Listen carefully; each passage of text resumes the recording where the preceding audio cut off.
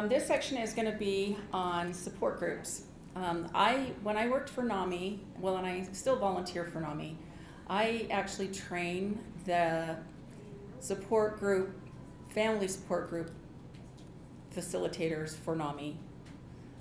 Anybody in the state that is a NAMI person and wants to come through the training, I teach those classes. So a lot of the information was taken from their training course because I think it's excellent for those of you who have gone through it or know anything about it. It is really a good group. I mean, it's a really, so I'm not a very confrontational person. So I have issues with like timekeeping, because there's a lot of experiences during a support group where you need to keep time. You know, if you're going through the group and having everybody give their little spiel about what they've been doing for the last month or whatever since your last meeting, you have to keep time so that everybody gets a chance to be a part of it. And I am not a good person at saying that you're done. I mean, I hate being the person who does that kind of thing. And so it really covers a lot of things like that and takes the blame of stuff off of the facilitator and makes it all about the group. And I just highly recommend it if you're going to do support groups, you want to be involved in something like that, to take their training, because it's really good. But we're going to go over a lot of it here. So the objectives of this part are, the support group part, are the benefits of mutual support groups, the role of the facilitator. We're going to talk a little bit about active listening, which is a really important part, obviously. And then offering support, solving problems, and then dealing with difficult group members, because there's always at least one of those. And assertive caring. So what are the benefits of a mutual support group? Well, there's a lot of great ones. Number one, a support group is usually pretty inexpensive or free to run. So it's something that, you know, a lot of times, a lot of things we avoid or bypass in life or because we can't afford it, or, you know, it's just, it costs too much, I don't want to do that. I had a lot of people when I was dealing with my daughter who has bipolar disorder, had a lot of people tell me I should take these wonderful classes to be a better parent. And it was only $400 or $500. Like, oh, only? Okay. Yeah, okay. That sounds good to me. So the great thing about support groups, they don't cost anything, and they do wonders for people. Support groups also help people with a problem or an illness feel less alone and more understood.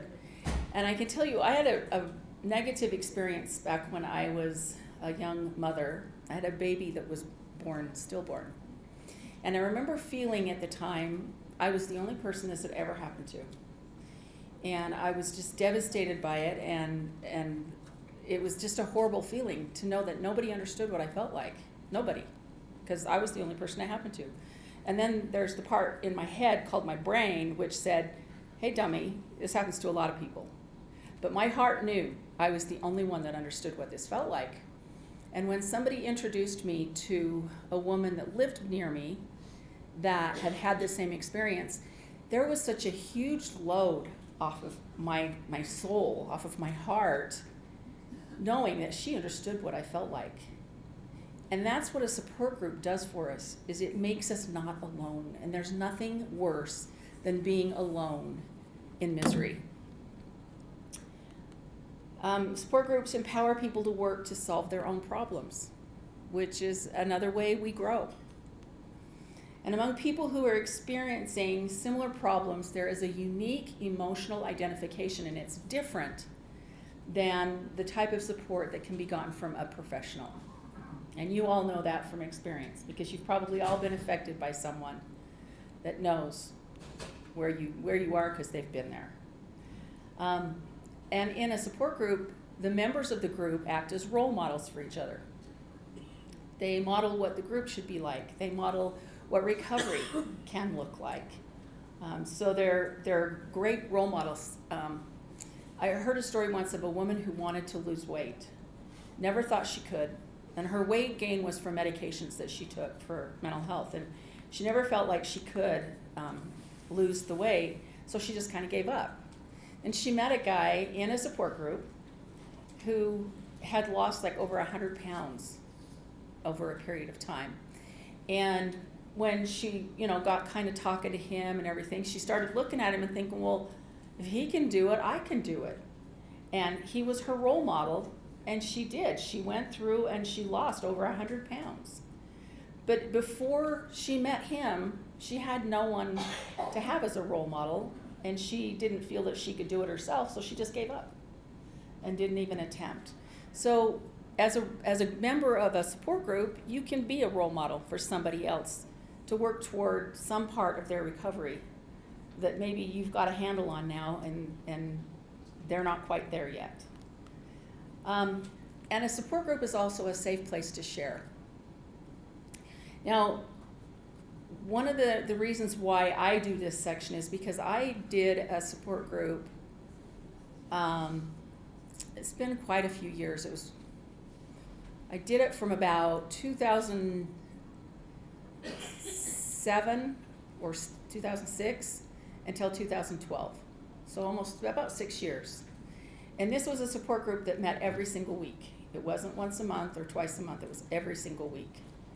And I learned so much from that and grew so much from that I highly recommend going to support groups, but also facilitating. It's an awesome experience. And it was a safe place because there are times when you may have feelings that you don't want to admit. I remember taking a class at one point about how to deal with people with mental illness because I was trying to get a handle on having a daughter that had bipolar disorder. Doesn't matter that I have depression, but the bipolar was just more than I could deal with. So I took this class, and I remember not necessarily feeling comfortable with some of the thoughts that I'd had at some point. Feeling like maybe it would be just better if she'd never been born. Well, that's a horrible thing for a mother to think. But during the worst times of it, thoughts like those came to my mind, and I couldn't share them with anybody. All I did was thought, I'm horrible. I'm an awful person. And then I get involved in a support group and find out that a lot of people have some negative feelings and thoughts that they don't want to share. And being with other people that are like them, that have been through the same things, kind of opens it up a little bit so that you can share those feelings, and they can support you and say, hey, I've felt that too before, but we're moving on. We're going to look at this in a more positive way. It just makes you feel better just to have somebody around you that knows what you feel. They've been there, done that. Makes it a little easier to get through every day. Talking to others in a support group reduces anxiety. It improves self-esteem, and it helps members' sense of well-being overall. So how do I create a support group? What do I do? Well, number one, think about what you want to accomplish. And just a little side note here, I'm going to talk about as if you are going to be creating I just want to go out and do a support group all on my own. I'm going to find a church that'll let me use a room. I'm not talking about you in a business, in an agency where they're having you do one. So that's why, because that's going to look a little different. If your agency wants you to do a support group, they're going to provide a place most likely, and they're going to tell you what they want it to look like. And so you will be able to, you'll be able to use them as a backup, as support for that. So what I'm going to be talking about a lot is if you were just going to do one on your own. Think about what you want to accomplish. So what is the group's purpose? Is the group going to be for a specific topic? Or is it going to be it's going to be a long-term thing? Is it just going to go on forever and ever? Or is it going to be maybe like a 6-week course? Not course, but 6 weeks. We'll talk about these things during the 6 weeks in our support group, and then we'll be done. So think about that. Is it going to just be an ongoing thing or kind of limited? Is it going to be open or closed? Again, in an agency, you're not going to have a choice on that because the agency will tell you who's going to be a part of your support group. But if you're doing it on your own, who's going to be, who am I going to invite to this group? Is it going to be only the people from that agency? Is it going to be anybody? Is it going to be only women, only men, only pet owners? I mean, is it going to be certain people, or can just anybody that want to come to it? So you got to think about that. Where are you going to hold it? If it's not in your agency and you just want to do it on your own, where are you going to go? Do you know of any places that will allow you, because it's not a really good idea to hold a support group in your home, just so you know. It's been tried, it's not a good idea. Where are you going to hold it? How often are you going to hold the group? Now, when I did the one I did, I was doing it for the agency that I worked for. So it was closed to client, well, it wasn't really closed, but it was basically clients of the agency I worked for, and I was required to hold it every single week because they didn't feel that people could go that long without having the group. So are you going to do it once a month? That's very typical for support groups. Or twice a month, first and third Tuesday, whatever. How much of that do you want? Do you want it really often or not? So you got to decide that. And then how long are the meetings going to last? Well, the best idea I can give you is 1 to 2 hours. Anything less, you're not going to have time to accomplish the things you need to accomplish for your group. If it goes longer than 2 hours, you're going to have people sleeping on you. You're going to have people getting antsy. Just as a way, an example, how many of you have been to a business-related meeting where it went on for 2, 3, 4 hours? Did you just die? I mean, I figure no meeting should last more than an hour, just my personal opinion.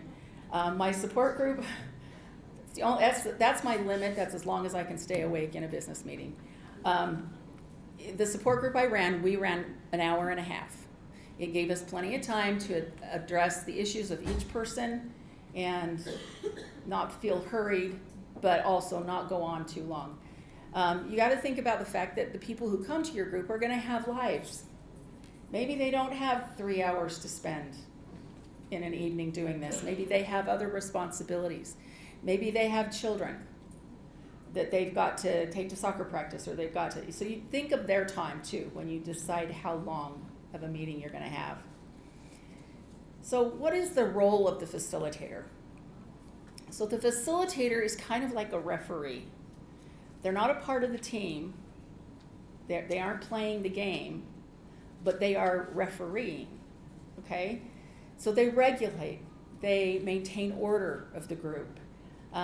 They make sure that the discussion goes smoothly so that nobody takes over and it's just all one person. And that sometimes people who aren't participating, a facilitator can help draw them in because it helps them feel more a part of the group if they're encouraged to participate. It protects members, ensures that all the contributions that are made to the discussion are treated equally. So nobody feels like, oh, I don't want to say anything because, they'll all just think I'm stupid. They help make it so that all of the comments, all of the things that are brought to light hold equal value in the group. Whether you agree with them or not, it was valuable to hear that from that person. They deal with problems. Every group has its very own personality, and that is 100% due to the fact that it has certain people in it. If one of those people stops coming and another person comes, you may get a totally different personality in that group. So it's really important to remember that every group is going to have its very own little personality, and usually it is somewhat defined by the problem person or the problem people. So they're could possibly be somebody in your group who, to one degree or another, may cause a little disruption, whether it's by being rude to someone else or dominating the topic that you discuss or the conversation. I had one person in my group that was the dominating one, and in this person's mind, what they had to say was more important than what anybody else did. And if we tried to skirt around and move to someone else, it was always, but wait, I have more information I need to share about my child or my family member or my week, and it was really difficult to deal with. So you need to be prepared to deal with problems, people who want to take over the group and make it all about them. They are also a timekeeper, and like I was saying at the first, that's not one of my better talents, but we figured out a really good way to do it, and that is just, this isn't a part of the course, I'm just giving you this idea if you ever have to keep time on people. We always just passed around the timekeeper, whether it was a stopwatch, somebody's cell phone, whatever. We set the time on it. You got 3 minutes to share with us. It was set at 3 minutes, and then it was handed to you, and you were in charge of stopping when that 3 minutes was over. And people were really good about doing that. If they couldn't see the time going by as it did, they just assumed they still had a lot of time, and they just kept talking, and then somebody had to say, excuse me, but your time's up, and I hated that. This way, I never had a problem. When people were in charge of their own time, never had a problem. So just a little hint after doing 6 years of groups. So some more on the role of the facilitator.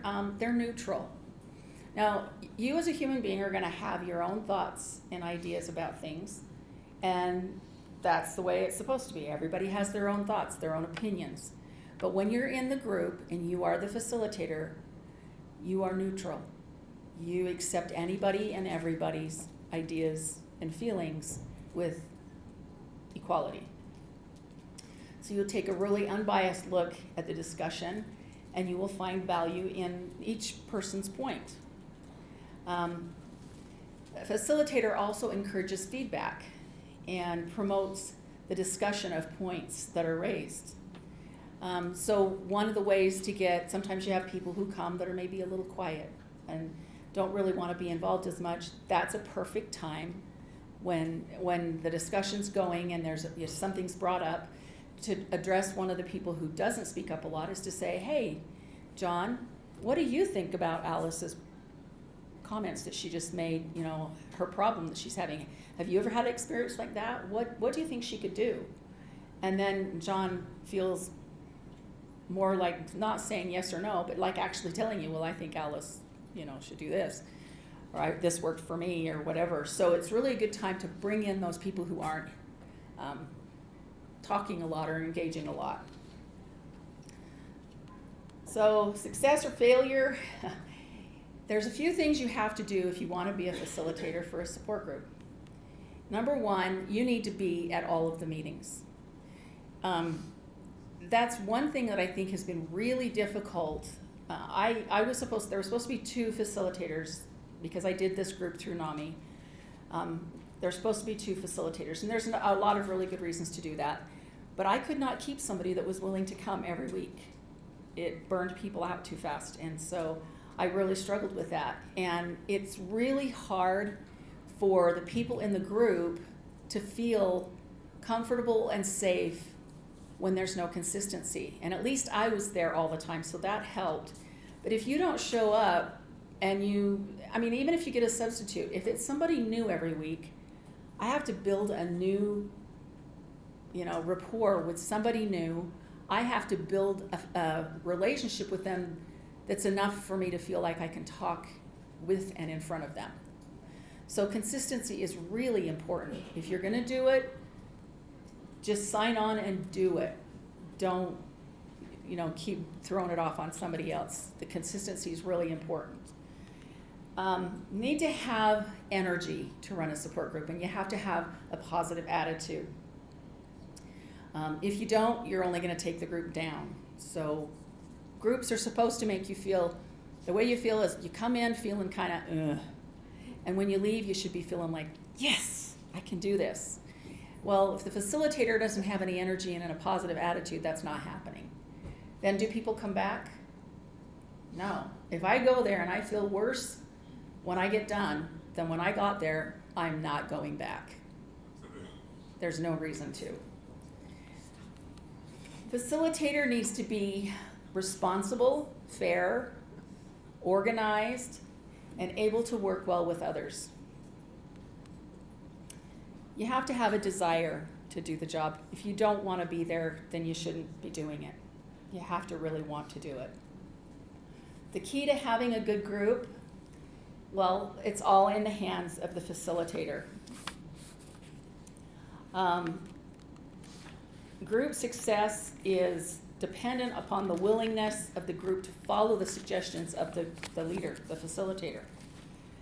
And so you've got to work so that you've got the right relationship with that group so that they will follow your suggestions and your guide, your lead for them to follow. The facilitator earns this trust through their ability to act fairly in guiding the group through the discussions. And also, they build the trust by being there.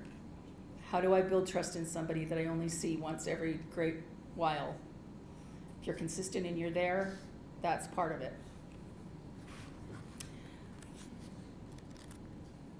So what do I do now? So, like I said, each group has its own personality and has its own needs. Oh, sorry, Pedro. I have a question from online. Okay. So Tony is saying that I run a hearing voices support group where I work at USH and found out it's the only one running in Utah. They also say great advice about facilitating a group from the speaker. However, silence can become difficult at times. I tend to feel I am responsible to keep it moving almost any way possible at times. Do you have any suggestion in kind of a stagnant, or what are your remedies? Okay, so some silence is not bad. You have to learn that some silence is okay. When there is a lull, is a great time to call on somebody who hasn't been participating. It's also great, because then you're going to pull them in and get them talking. It's also a great time to ask what the others know about whatever it is you're discussing. What is your experience? In the NAMI one, they call it group wisdom. So asking the other people in the group, what do we know about this? What could you share about this topic?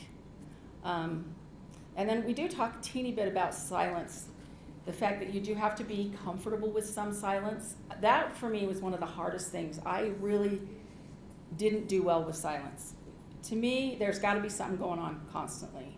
And I had to learn, and I'll tell you the way I learned, and it was a very difficult situation. I had a young lady who used to come over to my house who had some severe mental health issues. And she wanted to talk. She wanted to tell me what was going on inside her. And so we would go into, she always had to go into a room where it was darker, and we would sit there. She would have a hoodie pulled over her face. She'd hold pillows or something in front of her, and she would sit there. And I literally, in maybe 2 or 3 hours, if I heard her say more than 3 sentences, it was a fast-moving night. And that was one of the most difficult things I've ever had to do, was sit there and not say anything, because that's what she needed. And she has since told me, she's grown up a lot, she's matured, and she has told me how much that meant to her, that I was willing to sit there in that silence. So work on, I don't know that I would suggest to you that you let a support group go for hours with no conversation, but work on accepting small bits of silence, because it could be a time when people are processing something, and they need that time. But like I said, great time to pull in people who aren't as involved and just get ideas from people about what they know about what we're talking about, what the subject or what's going on in the group tonight. Hopefully that helps. So every group should have a list of ground rules. And in those ground rules, we need to address certain things. Number one, you want to make sure that they know where the bathrooms are, when the smoke breaks are. Is it okay to get up and maybe pace across the back of the room, or does everybody expected to sit in the chairs and not move? What do you expect? What's going to be distracting to you or the group? And set those boundaries. Also, the use of electronics.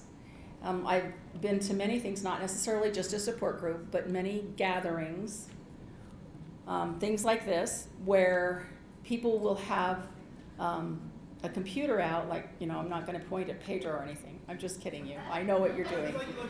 I know what you're doing. So he's keeping track of the chat box. But people who are on there, okay, so Lisa and I did a training. I'm not even going to say who it was for. Don't want to make issues. But it was a group of professionals, and it was 99% men. And I'd say a good third to a half of them had laptops out. The rest of them, pretty much the rest of them, had cell phones. And when we're sitting here, teaching this stuff and talking about it and trying to get people to interact with this, they're over here.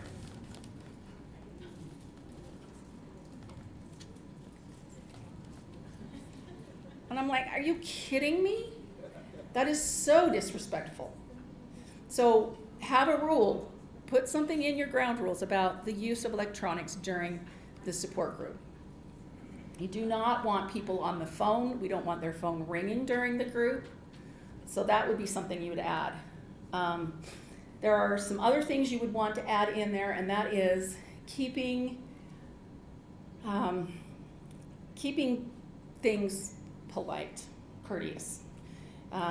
We're not going to be allowed to speak to each other in a rude manner. It's just not going to be useful. We're not going to allow it. And anything else that you know of that you would want to add to the list to keep the group running smoothly. You're going to want to have that in your ground rules. The first part of the ground rules should be confidentiality. Like I said, when I ran my support group, every week we went through the ground rules. And then when we were done with the ground rules, we talked about the fact that confidentiality was super important.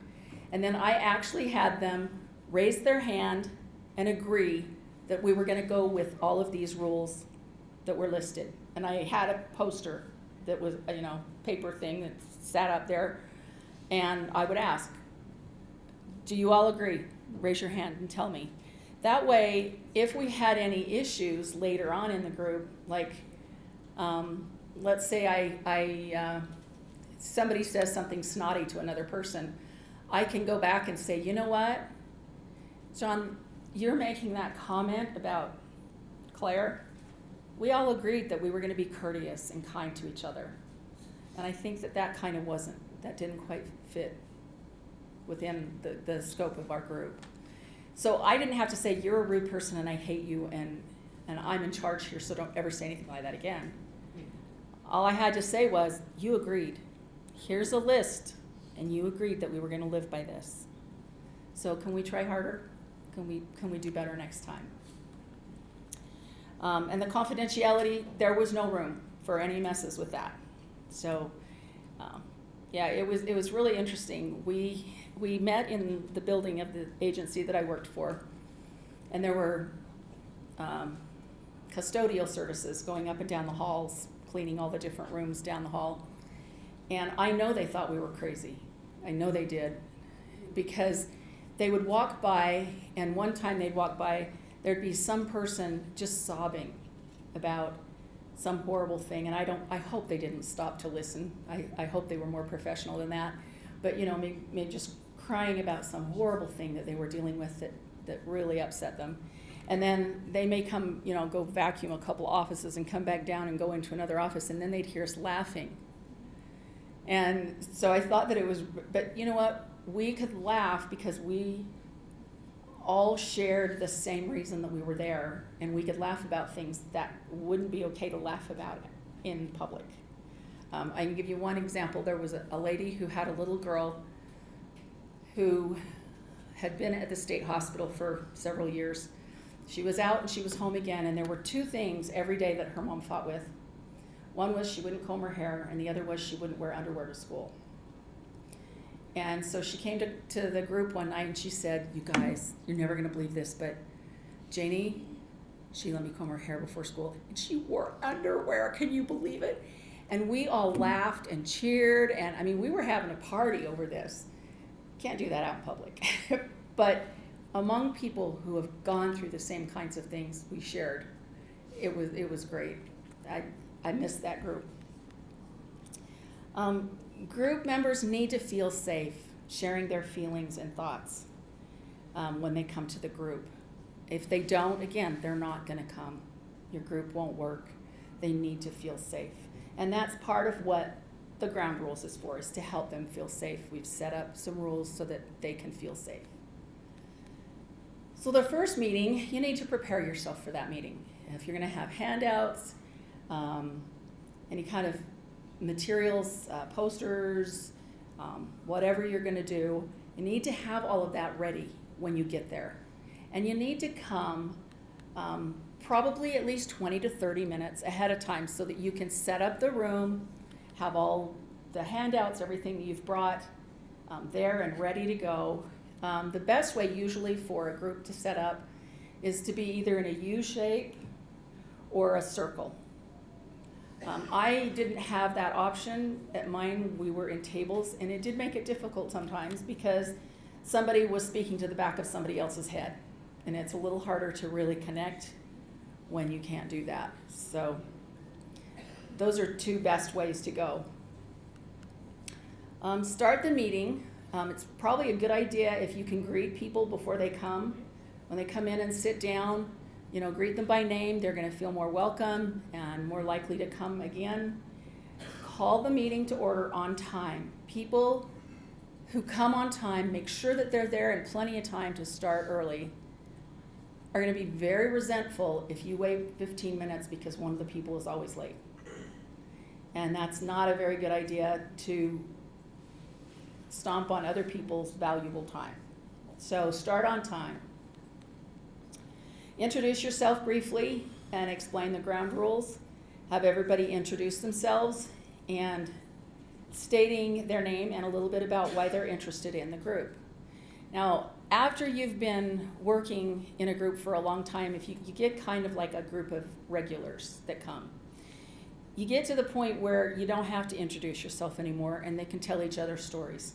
They can already tell you, we could just switch up and say, hey, you want to tell Jane's story and I'll tell Mick's, okay? Because we knew each other so well.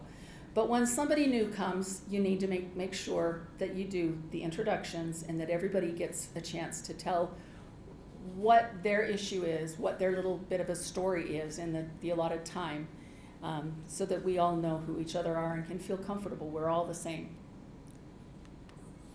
And then begin a discussion. One of the things about beginning the discussion that you need to think about is if people come, and in the beginning part where you're going around and letting everybody say why they're here, what's going on, if somebody comes in and they make a comment like, well, I'm here because I've been feeling really suicidal this week. That's one of the first things you're going to deal with in the group that night. Somebody else comes in and says, I'm really mad because I don't want to take my meds anymore and my sister's just nagging me and I'm really angry. Or my brother keeps inviting me to this bar because he does bingo at the bar every night and he wants me to go and support him, but I can't be in a bar. I don't know what to do. So you need to take those things, look at them. What are the most critical, the scariest, the most, I don't even know what word to use, but critical is the only thing that comes to mind. Start with those. If somebody comes in and says, I'm just really, didn't have a good week and I don't know why, there's nothing life-threatening around that. let that one slip to the back a little bit and hit it later. But address the most critical things first and discuss those. Then move on to the less critical things. Encourage members to listen to each other. Number one, you acting as a good listener is going to be setting an example to the group. How you do it is going to show them how it needs to be done. So this means being an active listener who is obviously listening and understanding what is being said. And Lisa and I do a training, it's part of our CPSS course, about listening is more than just hearing words. Listening is hearing the meaning that comes behind those words. So if you can role model that for your group and show that you are hearing the feelings behind those words, you know, by how you react, what you say to them, will help your group learn to do the same. So how do you let people know you're listening? Number one, body language. And this isn't in any specific order, but body language is really important. I remember my daughter, when we first went to see an APRN to get her medications, she sat with a hoodie on, slouched in a chair to where I'm not really even sure her rear end was on the chair.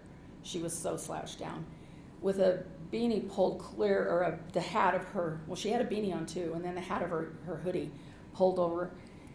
Like, what does that say? The woman, the APRN would talk to her, and she'd just go, I don't know, ask her. What does that say? I don't want to listen to you. I don't care what you have to say. So your body language is important.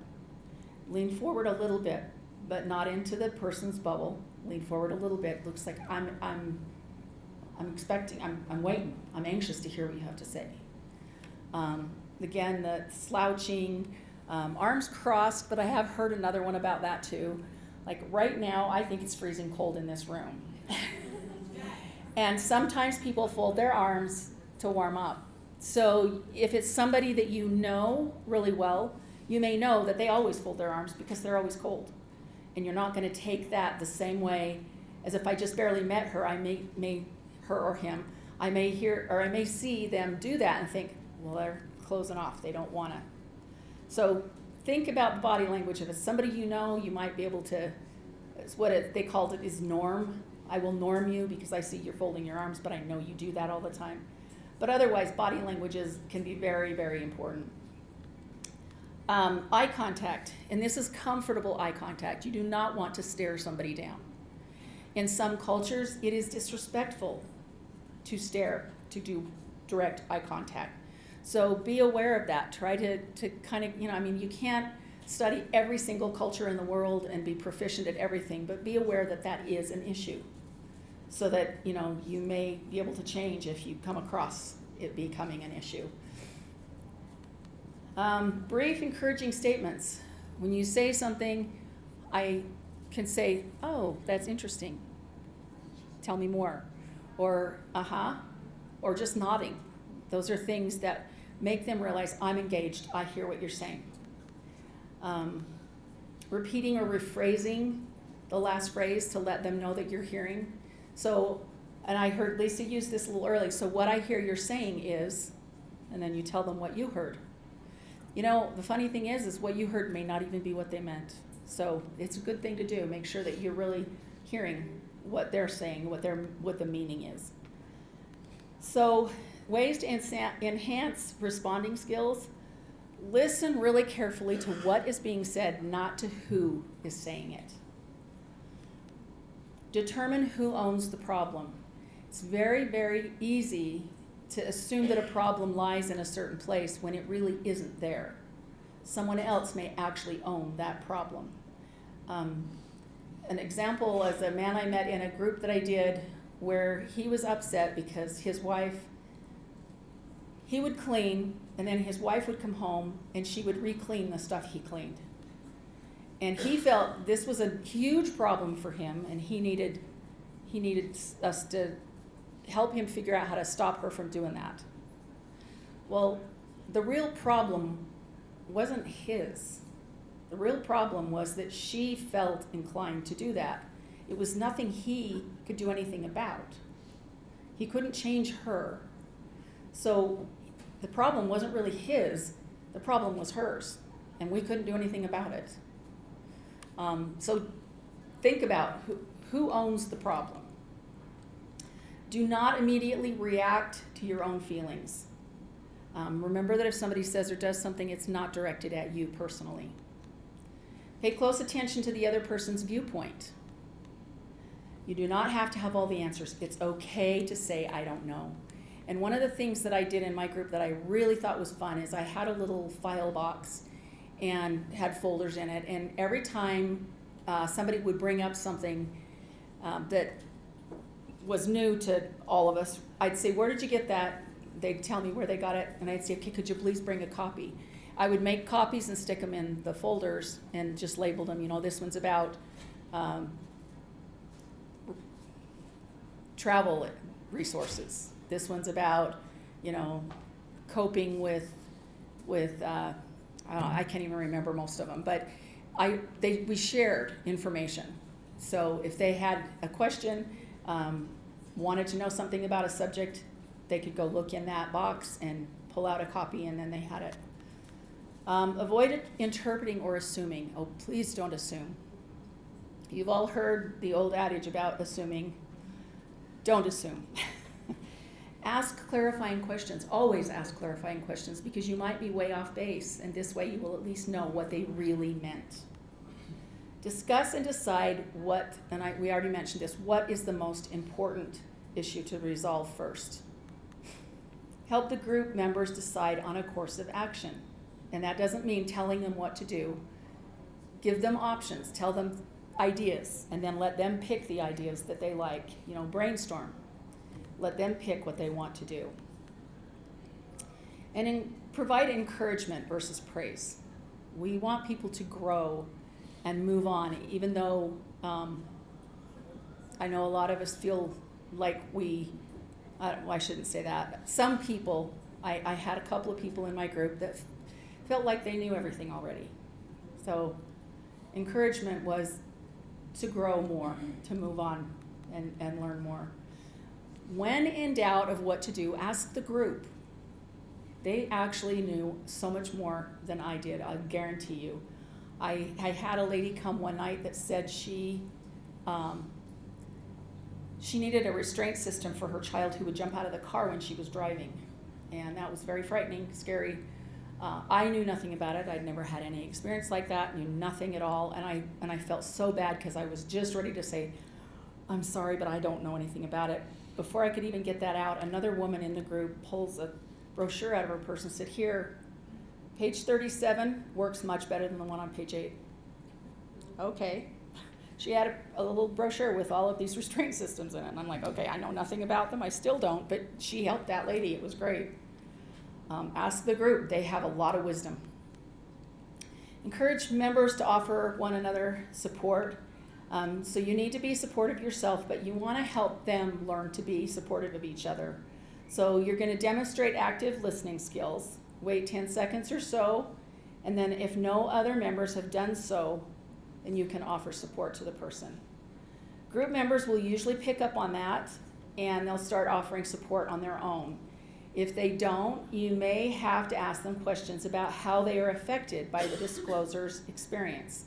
So if somebody says something, you want to offer them support. They're upset about something or hurt about something, and you want to offer them support, and nobody offers. You can always ask someone, how does this make you feel? This woman is obviously in pain. How does this make you feel? What do you think, do you have anything you could offer that would make her feel better or would help her? Encourage members to share their story. Disclosure, the act of revealing personal information, gives other members a chance to offer support, ideas, and assistance.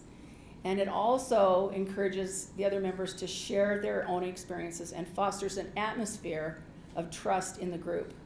And to maintain that trust, a facilitator may, on occasion, have to disclose information about themselves. But you have to remember one thing. It's going to be small, because this is not your support group. You are a facilitator, and you are not to share everything about you and turn the attention to you.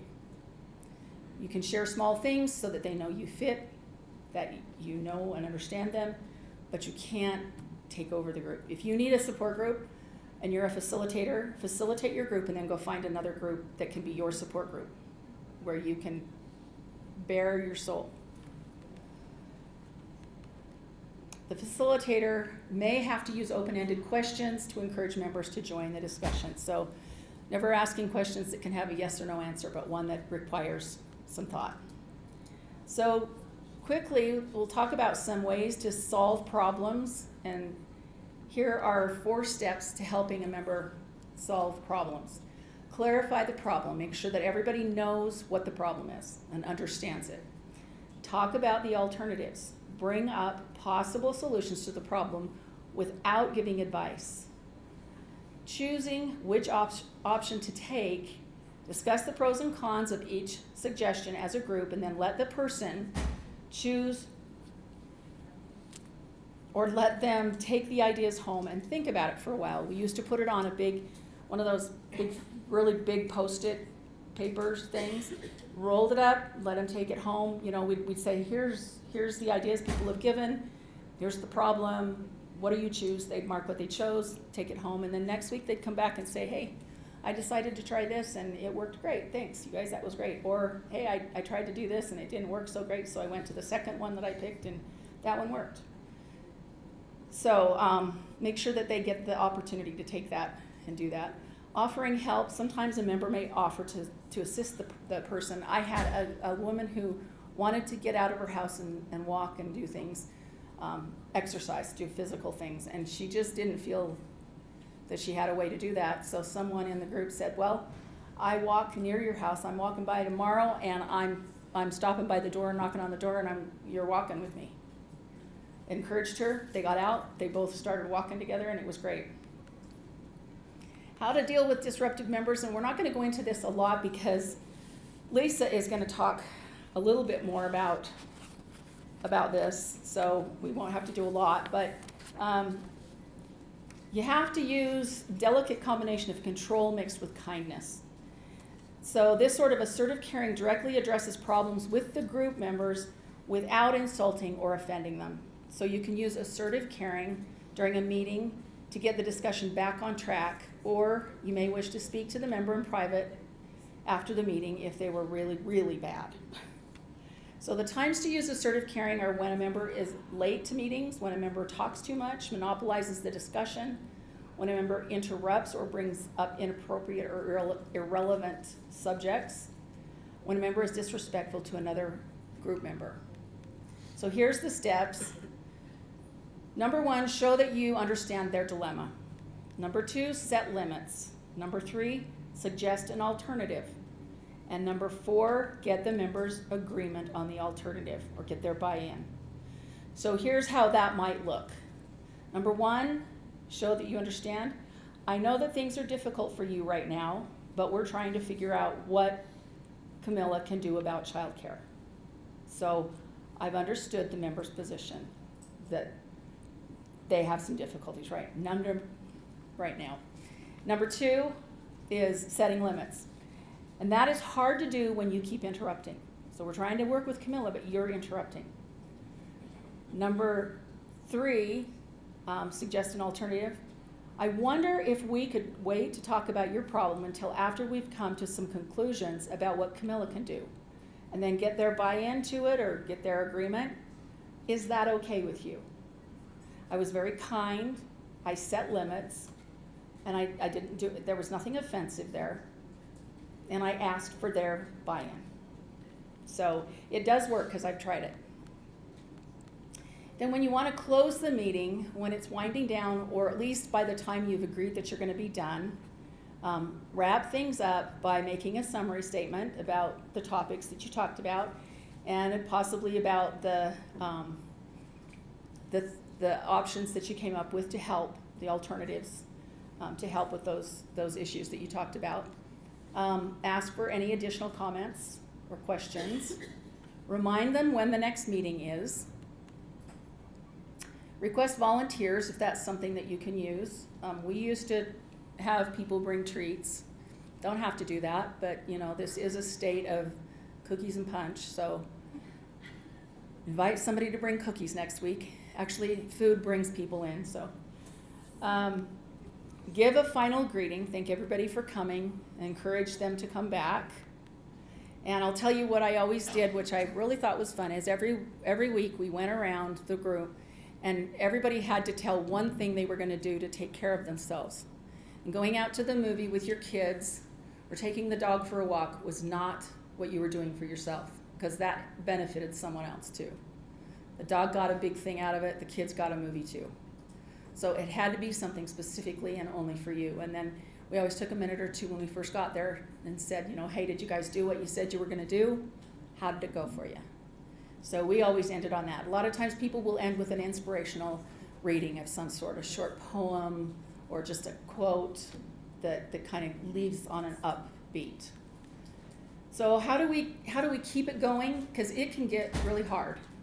Don't give up. Stay the duration of the meeting even if nobody shows up. I had many weeks that I had no one show up. Some when I had people show up 20, 30 minutes late, and some where only one person showed up. But you stick it out because eventually it'll get better. Be sure that everybody has a chance to talk. Keep the talkative ones on topic and try to urge the quiet ones to talk and join in too. Once again, emphasize the importance of confidentiality at every meeting and keep a realistic perspective, because you might think that this group is wonderful and if somebody comes and then they don't come again, you've failed, and that's not the case at all. When members leave, it doesn't mean that you did anything wrong necessarily. I mean, you could have. If you were a real jerk, I guess that could be, but you're not. We're peers, we're great. What it might mean is that they had problems, they came, they had their needs met, and now they feel better, so they move on. Sometimes you'll get old timers that keep coming back, and a lot of times the reasons why they come back is because they enjoy being there for other people. They enjoy helping others, and so it's great to have those too.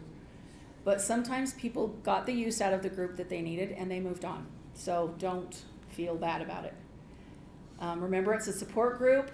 The dynamics can change over time, and no matter how the group changes, the primary purpose of that group is to provide support and understanding to each person that comes.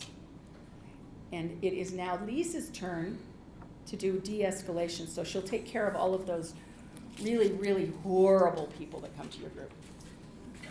Nobody really comes that's horrible. They're always awesome. Anyone have any comments or questions? Anything online? You have a comment. Yes. Praise. Can you, I'm having trouble distinguishing encouragement and praise. Could you give a praise statement to me? What would be the difference? Okay, so the question is, what's the difference between making a statement of praise or encouragement? Okay, so with encouragement, I think that would be more along the lines of, you did so good that, you did so great on this. What did you learn from it? And oh, you're improving. I can see that you're doing better every time. Praise would be more like, you did great on that. Done. But to make it appear as though, well, you're encouraging them to do better. Know that they didn't conquer the world, but they did great, and they're learning as they go, and you know that they can continue to do this, So next time you might want to try this, or you did great, but yeah. So just more of a not a permanent thing. The praise is you did great, and I'm done. Okay. So for many of you that are facilitating support groups, which I know that some of the organizations that are present for this presentation, I know that you do a lot of support groups. And so in these support groups, right, there can come times when when escalation occurs. And so now we're going to talk about how do we de-escalate those situations, right, and awareness of those situations. So basically what we're going to talk about, I said, what is escalation? Learn what is it. We're going to learn how to assess a situation and learn de-escalation techniques. So basically, in short, the purpose of this topic is to provide just some basic information on how to reduce the level of conflict in an escalated or a crisis situation. By doing this, it can increase the level of safety for everyone involved. So the first thing with escalation, I'm sure you've all heard of the 3 Fs, right? Our fight, flight, or freeze. And with this fight, flight, or freeze, right, it comes the automatic biological system that gets activated when a person feels like they're in imminent danger. And with that, it often looks like it can come across as anger, tension, competitive behavior, or bringing personalities to conflict. With this too, the heartbeat can go faster, and the reason for the increased heartbeat is to get oxygen and blood to the large muscles. So fight, flight, or freeze may not always be a negative thing, right? I'm sure you've all heard, like, if we've got a bear in front of us or a tiger or a situation where we actually have to run, right? Like, this is a good thing, but it's not always a good thing. So causes of escalation. I do need to point out that some of the information in these next few slides actually came from the Community Mental Health Authority in Michigan. Some very good information. And so some more causes of escalation could be that the person feels that they are not being heard. So I don't know if you can think of a time when you were in a support group or, you know, meeting with a peer that you felt like you were not being heard, and that can be frustrating, right? Because you're not being heard, your feelings are not getting validated, and so escalation can happen. The person may feel threatened. The peer supporter, and this is where we're going to check ourselves too, right? And our own hot buttons, like I said, or our own triggers, right? The peer supporter may engage in a power struggle. The peer supporter does not attend to the person's body language. And we're going to look at this. The peer supporter overreacts to threats, posturing, and emotional displays. And the peer supporter's own issues become engaged. Again, when we're doing peer support groups, it's very important to check ourselves, right? And this could come from many different reasons, right? Like, maybe we haven't healed in a certain topic, or maybe we're having some insecurities for that day, or, right, like that we don't feel like we have the answer. And so with those insecurities comes out the need to be right, or whatever, which can escalate a situation. So being mindful of where we're at in the situation is important. I also think that, like, for that, sometimes, like, you think that you're healed and a situation will come up and you're not, right? So that's why I think doing groups of 2, or like even on our mobile crisis outreach team in Utah County, we go out in pairs, and it's like sometimes if, you know, we're triggered or things are getting heated and hot, like if the client's not reciprocating what we're doing, we step back and let somebody else like kind of take the role. So I feel like that's a good thing to go out and choose if you're working with difficult clients. Very good. And I think that in some of the organizations, I think you all sometimes have that option to have 2 people present, right? Rather than just one facilitating. I know for me, though, there's many situations where I don't have that luxury, and I was going to talk about that in a bit, but maybe this might just be a good time to bring it up since it goes along with the comment. When I'm facilitating a support group too, I always have to monitor what's going on with everyone, right? Because we're going to see in a minute that another piece to this can be a trauma trigger. And trauma triggers can be many, many things, right? Like all of a sudden maybe a certain smell, or a certain phrase, or there's many, many things that can have a trauma trigger, right? Well, when someone else is trauma triggered, it can create a ripple effect, right? And so I'm constantly monitoring what's going on with the group as a whole, right? It takes a lot sometimes to put on a support group, and that's why, yes, I do. I like that comment about if possible, have more than one facilitator. So other causes could be pride. Tone of voice can cause escalation. Facial expressions. Some of you that know me know that I wear my emotions on my sleeve or on my face in this instance. And so sometimes I really need to keep myself in check. You know, what is my posturing or my facial expression saying right now that could be misconstrued, right? So constantly have to even keep myself in check. Another cause of escalation could be if someone's under the influence of substances. Could be a lack of self-esteem or having some self-doubts or insecurities for that day. Not enough personal space. Like if the person's feeling like they're crowded in, a lot of individuals have social anxiety, right? So put them in a support group, and maybe if they're feeling closed in, not going to be good. Poor communication. Like I know for me, it took, and I'm still not 100% there, right? Like on this notion of how do you communicate, right? It's not always easy, right? And I know a lot of times, someone said it earlier, like I've got all these thoughts going on in my head, and I'm the same way. Like my brain's moving faster than my mouth, right? And so sometimes I'm not always able to articulate what it is that's in my head, right? So poor communication can be a cause of escalation. Body language, having unmet needs, right? I think so many of us have that, unmet needs. And what this says, right, people are doing the best that they can to get their needs met, right? Whether, the whole idea of wanting to be loved and belonging, having some power, feeling like they have some power in their life, having freedom, and also having fun, right? Those are having basic needs met. So what does escalation look like? It could look like a change in mood and anxiety. So again, this is the importance of being aware of the group and the group members and what's going on within the group, right?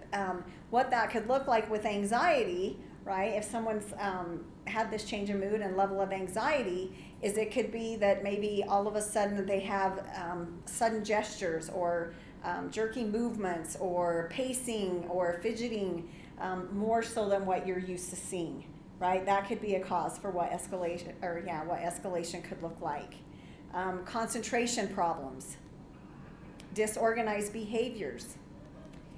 And here's some signs of maybe what it might be escalating to imminent danger could be changes in face. So paying attention to, is someone all of a sudden, did their color just change, right? Is their face flush? Did their lips just tighten, right? There's and we're going to see a photo here in a minute of things that could look like if we're paying attention, right, to these signs. Breathing may change, right? May become rapid and deep. Might hear some sighs, clenched fists. So again, tied in with body language. And so now moving in, we're going to look at so what is de-escalation and how do we reduce the level of conflict in a situation? And the A's, there's 3 A's of de-escalation. Again, we're going to learn how to know ourselves, check ourselves, de-escalate effectively, and then top 10 domains of de-escalation. So first off, the goal of de-escalation, right? The goal of de-escalation is to build rapid rapport and a sense of connectedness with an agitated person in order to reduce the likelihood of escalation to physical violence. The sense of connectedness is established through the use of specific verbal, psychological, and nonverbal techniques that emphasize controlling one's own emotional response to threat while guiding communication. So if you notice in this photo, I would say we've already reached the point of escalation, right? You can see it in the person's face, getting in someone else's face by pointing, right? I would say that we probably could have caught some signs before it's got to this point, right? And we could start our de-escalation skills. So many things going on in this photo that we could pay attention to. So the A's of de-escalation, we have awareness, assessment, and action. With awareness and assessment, right, an overall evaluation of the situation is occurring. We want to be aware of the person's, maybe their agitation history. Do they feel unsafe? Are they under the influence? I'm sure we've all dealt with peers or other individuals that's been under the influence, and it's usually not very successful, right? And definitely not successful to try to argue with, talk someone into something, sometimes not even able to rationalize with somebody, right? I've had many situations that just being cognizant and being aware if someone's under the influence, knowing how to direct that conversation. Is there a history of violence? Have they missed their psychiatric medications? I work with a lot of individuals that this has occurred, right? And if I'm aware of these situations, then I know how to address it. Because someone's not going to respond the same as if, I know for me, if I haven't taken my psychiatric medications, you're going to know it, right? Because all different kinds of emotions are going to come out. And so being aware of that's important as well. Do they have a difficult time communicating? We talked about communicating. So then next, the assessment of the environment. Is it noisy? Is the noise affecting people, right? A first gal that I had started working with years ago, she had severe social anxiety. She had just gotten out of the Utah State Hospital and wasn't doing very well. And the first thing she decided that she'd like to go do was to go out and just go to a restaurant and have a cup of coffee, right? So when we got to the restaurant to have this cup of coffee, it just so happened that day that the restaurant was busy, right? And it was noisy. And so I'm paying attention to the noise going on around me, and I can feel her anxiety level rising, right? And so I was able to be like, are you okay? I'm noticing some things. And she's like, yeah, I'm not okay. And we left, right? So had I not been connected with that and paying attention to what was going on with those movements and the levels, right, and the noisiness and everything around us, the situation probably wouldn't have ended up as well, right? She probably would have had a major anxiety attack that, as a peer, I don't know if I could have helped her out of that, right? So being aware of this, the environment, is it noisy? Again, I've mentioned this, the behaviors of others, what's going on with the rest of the group members, potential weapons, kind of a dangerous topic right now. No avenues of escape, don't ever barricade yourself into a room where you can't get out. And then, knowing personal space and crowdedness.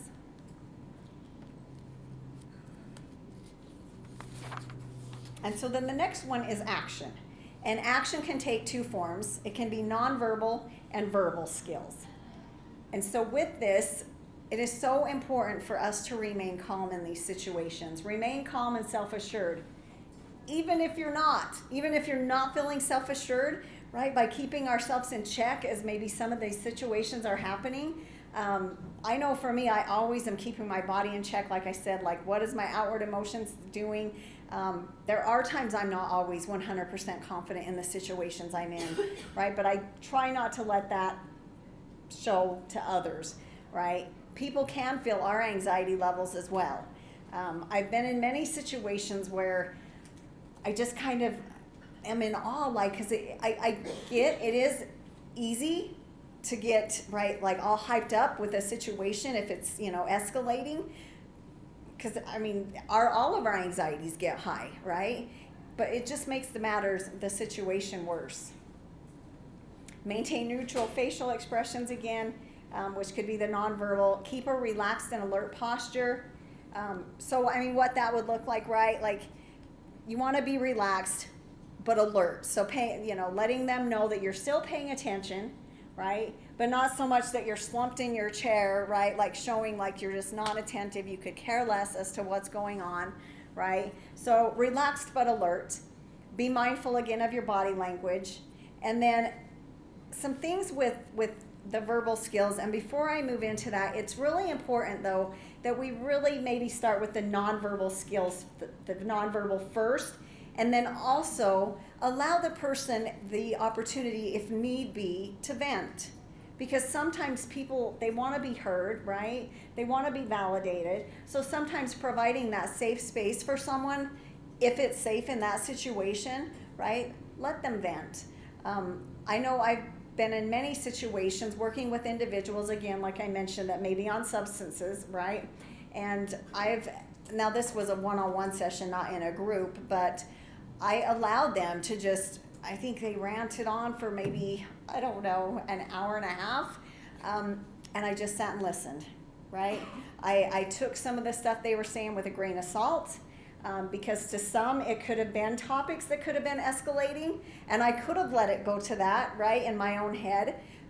But I removed my emotion and my bias and all of that from the situation, and I just provided a safe space for them to just kind of like a sounding board, right? And by the time that hour and a half was over, by me just sitting and providing that safe space for this individual, all of a sudden they're like, wow, I think I'm hungry and I'm tired. And it was like, so it had a happy ending, right? So sometimes, you know, providing that person with that space, because sometimes they might just need to vent if that's, you know, if you're able to do that.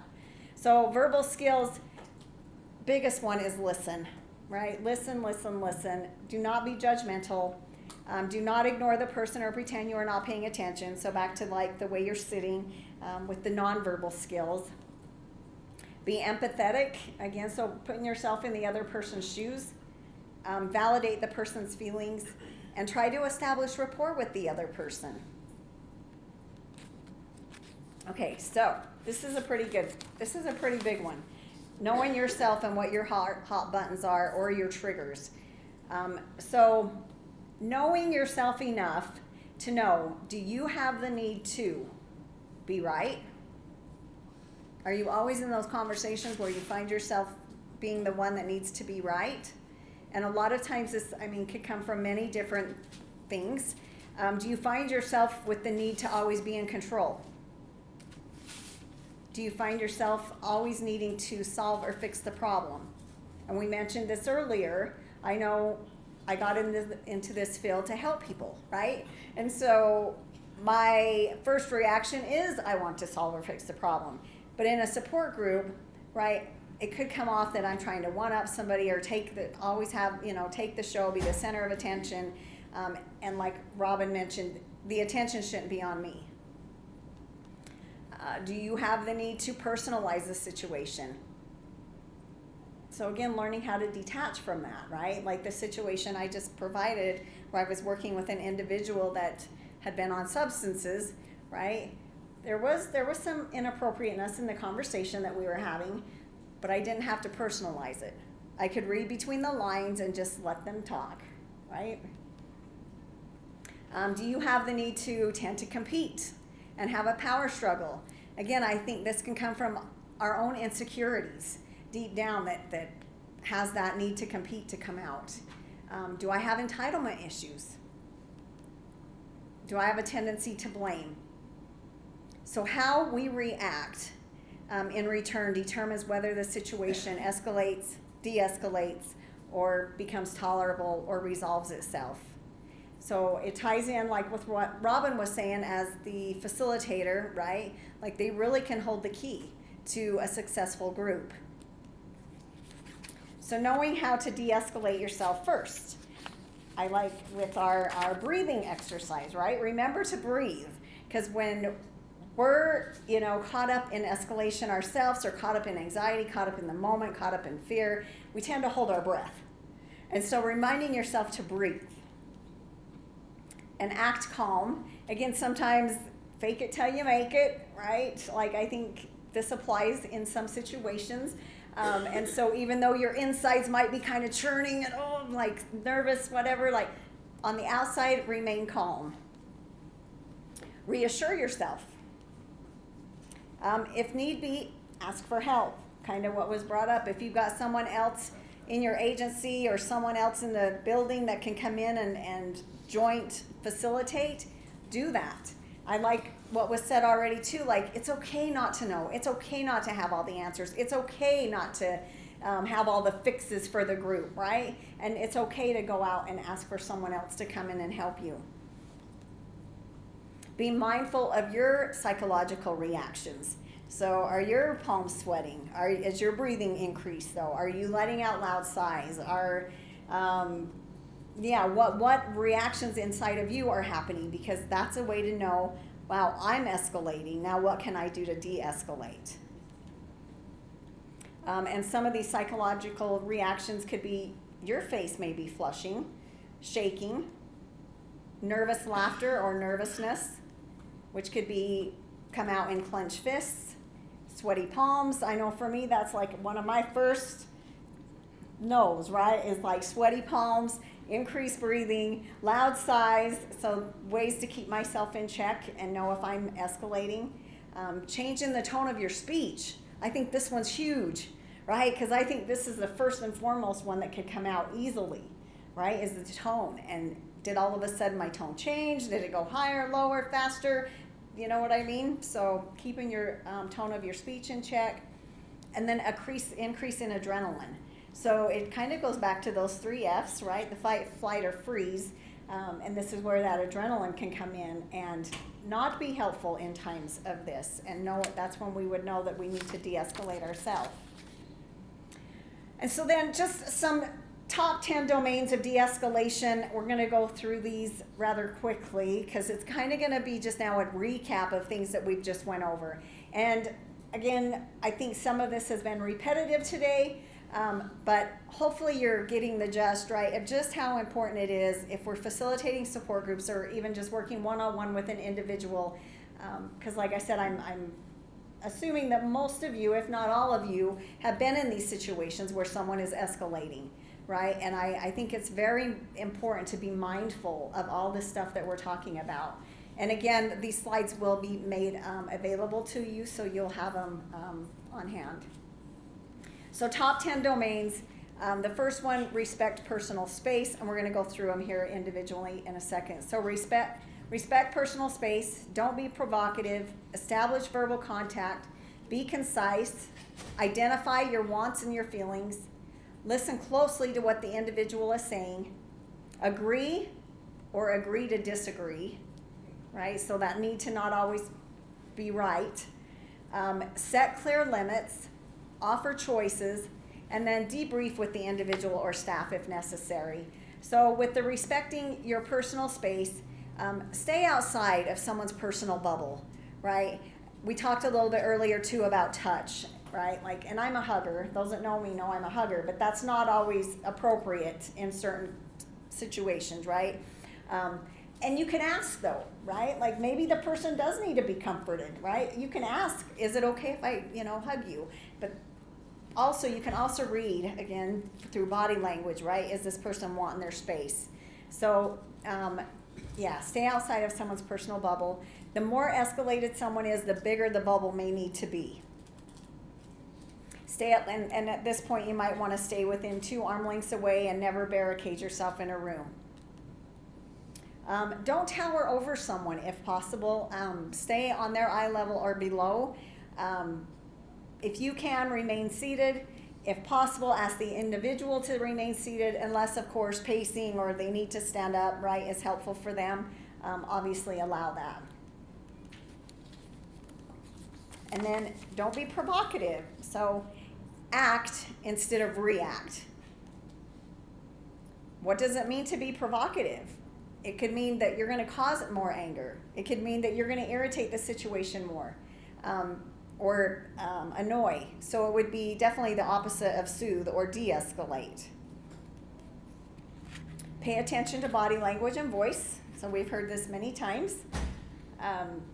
Don't yell. Speak softly and calmly. Keep your arms uncrossed unless you're freezing. And keep your hands open. Just saying. And remember, hopefully remember, you're not trying to win, right? Again, this isn't a competition. You're not trying to one-up. You're there to help support somebody and de-escalate a situation. So you're not there to win. You are trying to help them get back to the green zone. And then make calm verbal contact. So if appropriate, use their name. For some people, that might not be appropriate, right? Some people, it's not comfortable for them. But if comfortable, use their name. Again, use a soft, calming voice. Make eye contact, but without staring someone down, right? Make it comfortable eye contact. Smile if appropriately. I don't think this would always be appropriate if someone's, crying or not doing well and you're sitting there smiling. So that may not always be appropriate. But it could be, right, in that trying to stay calm. It would probably be better than a scowly face or, you know what I mean, like a negative facial expression. And then be concise. So use as few words as possible. I don't know if any of you have ever been... Time's up. We're almost done. I don't know if you've ever been, right, in an emotional situation. It's on motion sensor. That's funny. If you've ever been in an emotional situation, right, like talking calm and slower and using fewer words is better, because as you become escalated, right, like the brain's not working as well. It's not able to sort through lots of words, right? So using fewer words to say much. So use short sentences, use easy to understand language, repeat yourself often if need be. And then some examples of this. So, yeah, here we go. So, Lisa, I'm here to help. Robyn, I want you to know this is a safe place. Mark, I am here to help you feel more calm. Scott, let's think of something that might help you feel more at peace. And I don't want you to feel punished. Because how many times could someone feel punished, right? If they maybe, I think of a time when I was in treatment and I was supposed to be on time for group, right? But heck, no one knew the situation prior to me getting to the group, right? Like it was a win-win that I got there, right? But walking in and maybe feeling like you're being punished, right? Because you're late could be automatic escalation, right? So sometimes maybe even just that phrase, like, I don't want you to feel punished, could help ease the situation. And again, listen. Make eye contact, comfortable eye contact. Have a goal of making the person feel understood. Again, back to validating someone's feelings. Use nonverbal skills, so maybe nodding, and again, being mindful of facial expressions, because your facial expressions can also let someone know that you're paying attention, right? Don't be thinking about how to respond, because when we're doing that, we're not truly listening to someone, right? Ditch your position and be open to learning. We've talked a lot about that today, being open to learning. Resist the urge to voice your opinion. By finding that urge to want to share our opinion, again, it's taking the focus off of the situation that's going on, and it's not validating to the individual. Oh, yeah. I was just gonna say, like, listening is part of, like, my favorite part of being a peer is that, like, because some of our clients have been judged and criticized for years and years and years, so when they're openly telling you how they feel and where they're at, like, listen, it's huge to just listen to them and meet them where they're at and not judge them and just validate their feelings is, I think, is a really huge part of being a peer, which I really love, because, like I said, they're used to being criticized and judged their whole life, and so being a peer is the best. Thanks for that, Misty. Definitely. And then this notion, we hear this a lot, right? Like reflective listening, reflect back what you have heard, but not doing it in a robotic manner, because so many people have gotten used to this, right? And so be real, be genuine without trying to sound robotic as you're reflecting something back to somebody. But this could be like, right, it sounds like you were feeling panicked about having made the wrong decision. So ask clarifying questions. Are you sad because you feel like you were disrespected? And then summarize. Use your own words to paraphrase and sum up what you think you have understood. Because again, back to that importance of communication, right? Ask those clarifying questions. Don't assume. And then identify feelings and wants. So after you have skillfully listened and identified the feelings, identify the wants. So accommodate reasonable requests. What would you like to happen right now? I'm wondering if you would feel better if. You may have to suggest possible wants, because someone might not always know, right? Rationality is likely impacted. Like I said, when you're escalating, right, that kind of all goes out the window. And then agree or disagree to disagree. I like this one and I think it works, right? I'm not there to argue. I'm not there to try to get someone to see things my way, right? So establish common ground wherever you can by agreeing with the truth.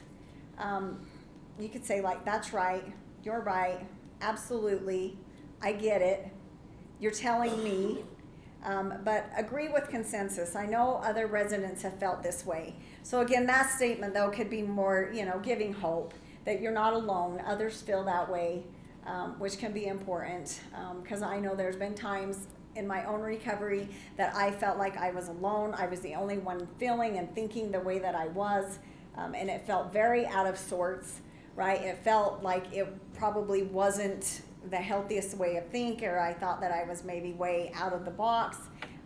But to have someone say, right, like I know other residents or I know others have felt that way, or hearing someone even share their experience with me, it can remove a lot of tension.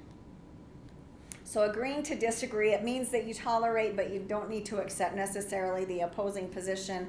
But again, we're not going to find ourselves in a sense of arguing with someone either. But you could say, I think we will have to agree to disagree on this one, but that's okay. Or I don't think either of us is going to change our position, so let's agree to disagree.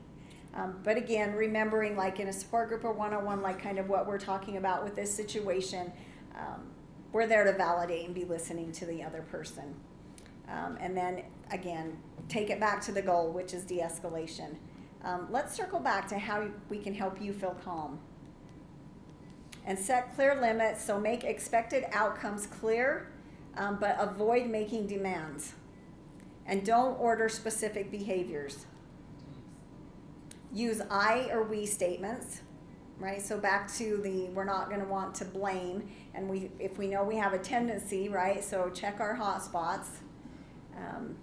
Can you think of an example from experience of setting clear limits using this approach? So just something to think about. And then offer choices and optimism. So offering choices or offer choices of acceptable actions and behavior, giving them a feeling of control. Robyn mentioned that a little bit too. Like people want to feel, right, like they're in control, and no one wants to be threatened or, felt like all of their choices were taken away. So you could, you've got two choices, either this or that, right? We're not going to threaten. And then the be a mirror, I mentioned this earlier, right? So your presence, your attitude, and your behavior can be contagious. So, and the individual is likely to start mirroring you. So again, if you're in a situation that's escalating and you're escalating with the situation, you're probably going to get that mirrored back, right? And the situation's going to get worse. But if you've got someone that's escalating and you stay calm and start to do some of these techniques, they could mirror the same. And then if you need to, you could debrief, do a review. So maybe you could debrief with your colleagues. Again, maybe go over the situation because they might have ideas of what, you could do better, or what maybe went well even. Identify ways to improve. And remember, this is a skill, right? And skills improve with practice and mentoring, which was mentioned earlier. So with that, did we have any questions or comments in the audience or online? Awesome. I